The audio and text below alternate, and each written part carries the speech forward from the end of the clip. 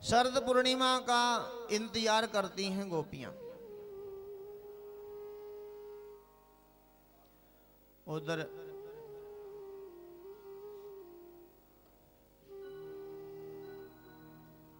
भगवान आते हैं,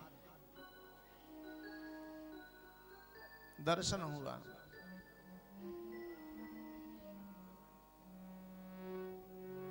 बहुत प्रसन्न हुई।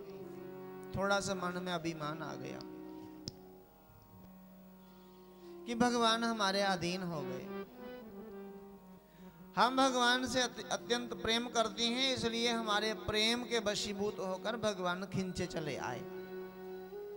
अभिमान आते ही भगवान अदृश्य हो गए। तब तो दुख का कोई ठिकाना ही नहीं रहा। बहुत दुखी हुई गोपिकाएं कि हे श्री कृष्ण हमें क्षमा कर दो, हम जानती हैं आपको अभिमान अच्छा नहीं लगता। हमारे अंदर अभिमान आ गया कि भगवान के दर्शन का भी अभिमान, भक्ति का भी अभिमान अच्छा नहीं होता। अभिमान भगवान का शत्रु नहीं, अभिमान इंसान का शत्रु है। सबसे बड़ा शत्रु कौन है? अभिमान। अभिमान मत करना, अहम भाव न हो हमें। तब गोपियों ने गोपियों ने गीत गाया। एक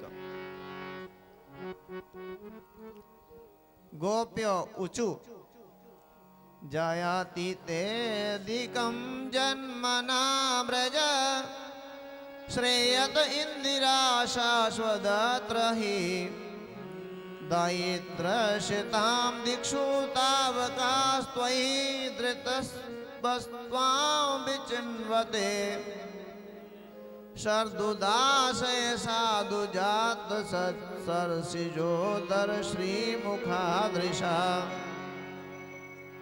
सुरतनाट्य अशुल्क दासिका बरद निगनतो नेह किं बदः।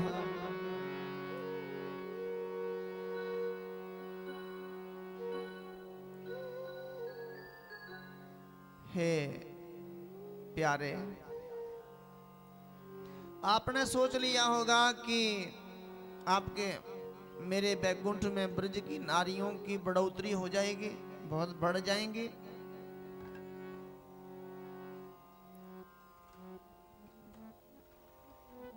और सभी गोपियां आपस में चर्चा करने लगी। एक सौंदर्य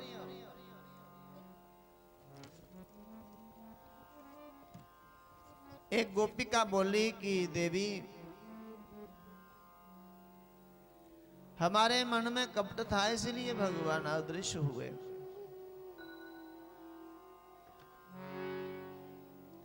दूसरी कहती नहीं नहीं, यहीं कहीं छुपे होंगे, हमसे क्रीड़ा कर रहे हैं, खेल रहे हैं। देखो तुम्हारी गोपियां कृष्ण जी को पुकारती, हे कान्हा देखो तुम्हारी गोपियां जिन्होंने तुम्हारे चरणों में ही अपने प्राण समर्पित कर रखे हैं, वन मन में भटक कर तुम्हें ढूंढ रही हैं। हमारे प्रेम पूर्ण हृदय के स्वामी, हम तुम्हारी बिना मोल की दासी हैं। हम तुम्हारे मोल के बिना हम मुफ्त की दासी हैं। तुम शरतकालीन जलाशय में सुंदर से सुंदर सरज की कर्णिका के सौंदर्य को चुराने वाले नेत्रों में हमें बसाते हो, हमें अपने मनमोहक रूप से घायल करते हो। आज हमारे अपराध को क्षमा कर दो। तब कथामृतं तप्त जीवनम कवि विरीडितं कल्मषापहम् श्रवण कुंडलम श्रीमदाततं भुवि गुणन्ति ते भूरिदा जना। हे प्रभु, तुम्हारी लीला कथा भी अमृत स्वरूप है। बिरहा से सताए हुए लोगों के लिए तो वह जीवन सर्वस्व ही है। बड़े बड़े ज्ञानी महात्माओं, भक्त कवियों ने उसका गान किया है। वे सारे पाप ताप तो मिटाती ही है, साथ ही श्रवण मात्र से परम मंगल परम कल्याण का दान भी करती है। वह परम सुंदर, परम मधुर और परम बहुत विस्तृत ज्ञान वाली है। जो तुम्हारी उस लीला कथा का गान करते हैं, वास्तव में भूलोक में भी वे ही सबसे बड़े दाता हैं। प्यारे, एक दिन वह था जब तुम्हारी प्रेम भरी हंसी और चितवन तथा तुम्हारी तरह तरह की क्रीड़ाओं का ध्यान करके हम आनंद में मग्न हो जाती थी। उनका ध्यान भी परम मंगलदायक है। उसके बाद तुम मिले, तुमने एकांत में हृदय स्पर्श किया, ठिठोलियां की, प्रेम की बातें कही। हमारे कपटी मित्र, अब वे सब बातें याद आकर हमारे मन को क्षुब्ध क्यों कर रहे हो? हे हमारे कपटी मित्र, कभी गोपियां प्रेम करती, कभी गाली देती और भगवान के विरह में व्यथित होकर शुद्ध बुद्ध भूल जाती, रोने लगती, लौटने लगती।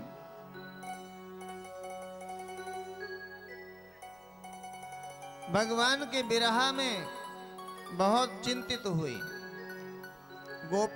गोपिकाओं ने बेनु गीत गाया। बेनु अर्थात बांसुरी का गीत गाया कि आपके अद्रामृत पे, आपके होठों पे ये जो बांसुरी है, इसका आपको स्वाद पड़ गया, इसको बजाने का आपको शौक हो गया। ये हमारी सौत है। गोपिकाएं क्या बोलती? हमारी ये सौत है। इतने बड़े छिद्रों वाली बांस की होकर आपके अद्रामृत से लगी हुई है। हमारा बस चले तो हम इसको तोड़ दें, इसको चकनाचूर कर दें। भगवान की बांसुरी से।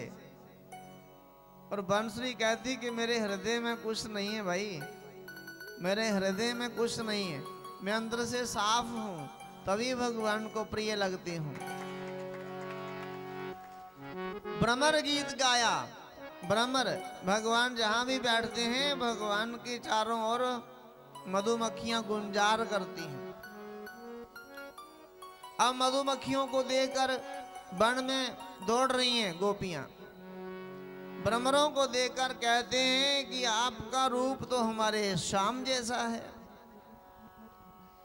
देखने में तो आप सांवले लगते हो और प्रत्येक पुष्प का रस लेते हो, स्वाद चखते हो। आपके स्वामी भगवान कृष्ण भी ऐसे ही हैं। सबके प्रेम का स्वाद चखकर सबको प्रेम के जाल में फंसाकर फिर उनको विरह अग्नि में तड़पाते हैं।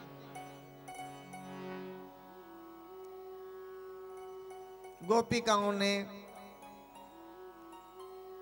बड़ा ही दुख कष्ट झेला भगवान के वियोग का। अब भगवान ने देखा कि अब मेरा ही ये गीत गा रही हैं, मेरा ही गुणगान कर रही हैं, अब तो इनको सांत्वना देनी होगी, क्योंकि ये गोपिकाएं कोई आज की भक्त नहीं है। इन्होंने जन्म जन्म में, जन्म जन्मांतर से, जुग जुगांतर से बहुत भक्ति की है। आज ये गोपी का रूप धारण करके आई हैं। गोपी बनने के लिए पता नहीं कितने हजार वर्ष की तपस्या करनी पड़ी। ब्रिज में जो मोर थे, गायें थी, वृक्ष थे, लताएं थी, कीट थे, सब तपस्वी हैं। जमुना नदी को 60,000 वर्षों तक तपस्या करनी पड़ी थी ब्रिज में आने के लिए। 60,000 वर्षों तक उन्होंने तपस्या करी, तब भगवान श्री कृष्ण जी के चरणार बिंदों का दर्शन हुआ। एक महापुरुष ने 10,000 वर्षों तक तपस्या करी और कहा मुझे ब्रिज में ही जन्म मिलना चाहिए। तो ब्रिज में क्या बने? मोर बनकर। अब गाते नाचते, हाँ, गाते और नाचते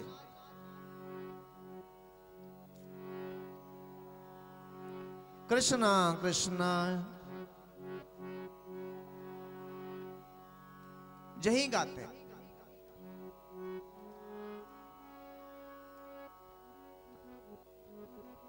आंखों से आंसू झरते। एक दिन किसी गोपी ने देखा मोर की आंखों में आंसू, ये रोता ही रहते हैं। नाचते समय तो मोर रोता है। देखो भगवान की कैसी विचित्रता। हंस मरते समय गीत गाता है। हंस मरते समय क्या करता? गीत गाता। गीत गाते गाते शरीर का त्याग करता। जैसे गीतराज जटायु ने मरते समय गीत गाया था। किसका? राम नाम का। क्या विचित्रता है। मरते समय गीत गाया गीतराज जटायु ने।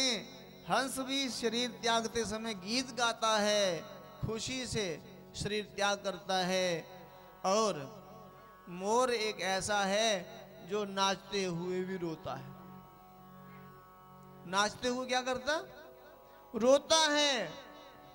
वाह! किंतु ये बिना नाचे भी रोता रहता है, ये कैसा मोर? तो गोपिका ने पूछा, अरे मोर, अरे प्यारे क्यों रोते हो आप? तो कहने लगा मैं भगवान कृष्ण की विरह में रोता हूं। मैंने 10,000 वर्षों तक तपस्या करके ये देह पाया और अभी तक मुझे भगवान कृष्ण का दर्शन नहीं हुआ। तब गोपी को बड़ी दया आई।